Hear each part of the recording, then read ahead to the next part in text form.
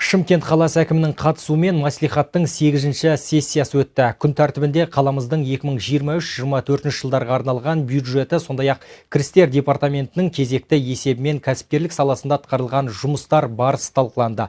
Тағы қандай мәселе көтерілді? Салаға жауаптылар бұл туралы не дейді? Толығырақ алдағы бейнематериалымызда. Бүгінде Шымкент қаласын дамыту мақсатында бірқатар жұмыстар атқарылуда. Ағымдағы жылдың қорытындысы бойынша экономика және бюджеттік жоспарлау басқармасының мәлімдеуінше бірқатар салаларға 642 миллиард теңгеден 662 миллиард теңгеге дейінгі қаржы бөлінген. 56 көшенің орташа жөндеу жұмыстарын аяқтауға 3,3 миллиард теңге, жер телімдер мемлекеттік қажеттілік алуға 1,4 миллиард теңге, мүмкіндігі шектеулі азаматтарды әлеуметтік қолдауға 912 миллион теңге, кәсіпкерлікті мемлекеттік қолдауға 2 миллиард теңге, састық және БМК каналдарын күрделі жөндеу жұмыстарын аяқтауға 776 миллион теңге, халық қатысатын бюджет жобасын Қаратау ауданында іске асыруға қосымша 610 миллион теңге, жаңадан пайдалануға берілген Атшабар мен металлург стадионын күтіп-ұстау жұмыстарына 106 миллион теңге. Сонымен қатар көлік инфрақұрылымын дамытуға 3,1 миллиард теңге, Қайнарбұлақ тұрғындарын газ жүйелерімен қамтуға қосымша 1 миллиард теңге, Бозарық шатуындағы инженерлік жүйелер құрылысына 330 миллион теңге, сонымен қатар Жұлдыз және Бозарық индустриялық аймақтарында жол құрылыстарына қосымша 500 миллион теңге қарастыру ұсынылды.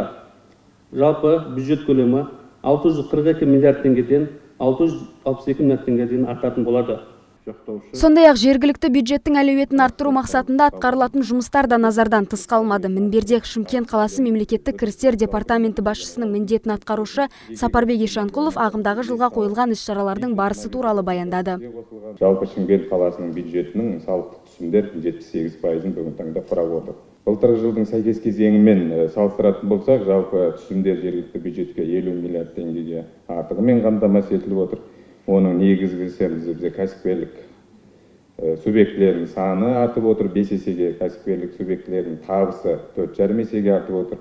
Сондай-ақ қосымша кіріс көздерін арттыру және көлеңкелі экономикадан шығару мақсатында үшінші тұлғалардың мәліметтерін біз зерделеу жұмыстарын жүргіземіз. Үшінші тұлғалардың мәліметтерін әкімшілендіру барысында да бірқатар жұмыстар атқарылған. Электр қуатын көп мөлшерде, ауыз су мөлшерден тыс пайдаланатын салық төлеушілер, табиғи газ және тұрмыстық қалдықтар шығару бойынша жүргізілген жұмыстардың нәтижесінде біз жалпы 250 миллион теңге қосымша резиденттерді өндіріп, тиісті салық төлеушілерді тіркеу жұмыстарын жүргіздік.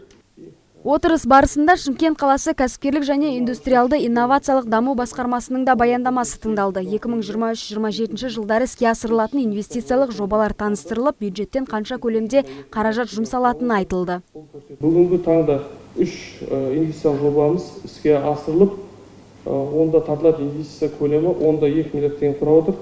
Қалған 11 инвестициялық жобалардың құрылыс жұмыстары толық аяқталып, қажетті құжаттар әзірленуде. Барлық жобалар біздегі арнайы экономика аймақта, оңтүстік Тассай индустриялық аймағында, басқа индустриялық аймақтарында орналасқан. Жалпы 23-27 жылы аралығында іске асырылатын инвестициялық жобаларда бізде пулдың ішіндегі ірі инвестициялық жобаларымыз. Жалпы бұларда жеке бақылауда құрылыс жұмыстары, кейбір құрылыс жұмыстарын бастап кетті.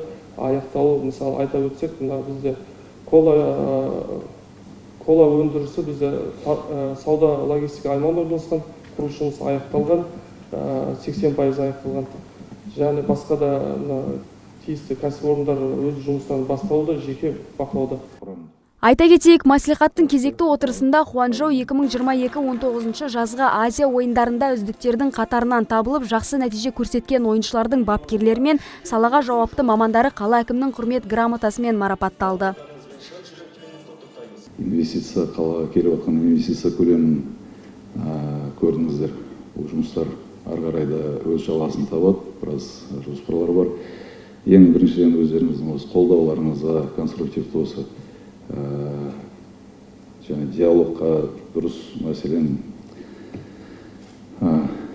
қарап осы талқылау барысында көрсеткен қолдауларыңызға алғысымызды білдіреміз.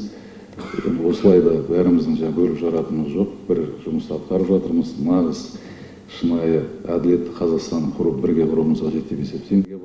Сондай-ақ жиын барысында лауазымына жаңа тағайындалған мамандар таныстырылып, алдағы уақытта өтуі керек сессияның кезекті отырысы белгіленді. Гүлім Мұратәлі, Нұржан Сейдазимов, Сәкен Серқұл, Әділет ақпарат.